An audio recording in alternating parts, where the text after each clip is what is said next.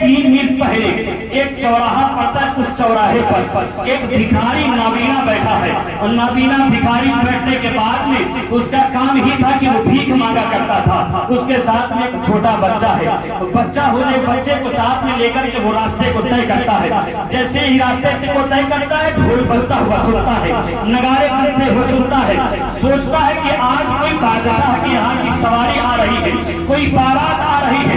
बच्चे ने से बूढ़े ने पूछा कि बच्चे क्या मामला है, माजरा क्या है?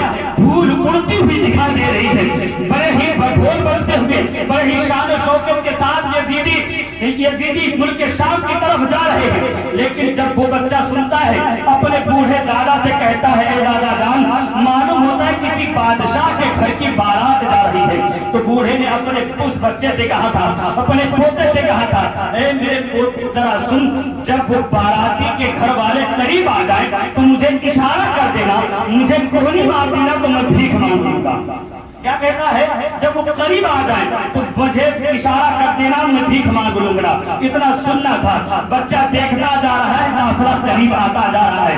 बच्चे ने देखा कि ढोल ताशे गुजर गए, उसके बाद क्या देखता है? 72 में से है, 72 सर है, उसकी चीख निकल जाती है, आहो बका होने लगती है। फिर लास्ट में देखता है कि हजरत अली असगर का सर एक नेज़े पर है, उसके मुंह से आह निकल जाती है। कहते सोचने लगता है, वो कहने लगता है कि या मालिक मौला, ये बात तो समझ में आती है, बड़ों की खता तो समझ में आती है, बड़ों ने कोई गलती की होगी तो समझ में आती है, लेकिन दूध पीते बच्चे की क्या खता होगी?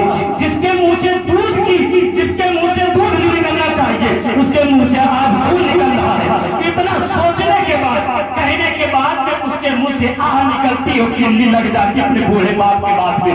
हजरत अली असगर का सर आगे चला जाता है, हजरत ज़ैनब की सवारी करीब आती है। बूढ़ा बाप सोचने लगता है कि दूल्हे के घर वाले करीब आ गए हैं, दूल्हा खैरात मांगने, बूढ़ा ज़ईफ़ आदमी भीख मांगने लगता है, अर्ज करने लगता है कि अली की खैरात को, नबी की खैरात को, अली की खैरात को, नबी की खैरात को। इतना कहना था। हजरत ज़ैनब अर्ज करती है, ऐ अम्मी फिज़ा, ये क्या कह रहा है?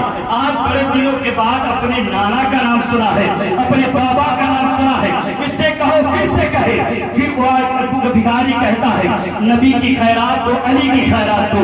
हजरत ज़ैनब इरशाद फरमाती है, क्या तुम अली को जानते हो? कहता है कि मैंने अली को देखा तो नहीं, लेकिन अली की आवाज पहचानता था। मैंने अली को देखा तो नहीं, लेकिन अली की रफ्तार और रफ्तार को जानता हूँ, अली का मैं मुरीद हूँ।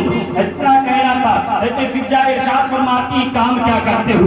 बच्चा कहने लगता है, मेरा खानदानी पेशा में भीख मांगा करता हूँ, मेरे बाप दादा भीख मांगते हुए चले आए हैं। इतना सुनना था, भीख मांगते चले आए हैं। जैसे ही वो कहता भीख मांगते चले आए, हजरत ज़ैनब इरशाद फरमाती है, ऐ अम्मी फिज़ा, इससे कह दो कि पीछे वाली जो सबसे पीछे सवारी आ रही है, यानी हजरत सकीना की सवारी आ रही है, उसके सवारी की कदम की नीचे की मिट्टी हटाना लेना, और तुम्हारे हर की तुम्हें भीख मांग मिल जाएगी, तुम्हें मांगने की जरूरत नहीं पड़ेगी।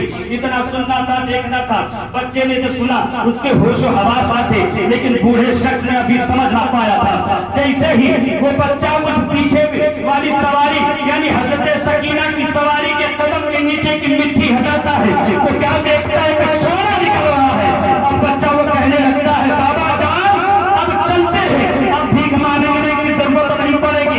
मालूम होता है कितना सोना निकल आया है, इतना सोने का खजाना निकल आया है कि साफ कुछ देखा कि भी नजर आएगी। इतना सुनने के बाद बेटे ने अपने पोते का हाथ पकड़ा, बेटा को पता ये सोना कैसे निकला है? माजरा बयान करता है कि फला साहिबा ने कहा था कि पीछे वाली सवारी बच्ची के कदम के नीचे से मिट्टी हटा लेना,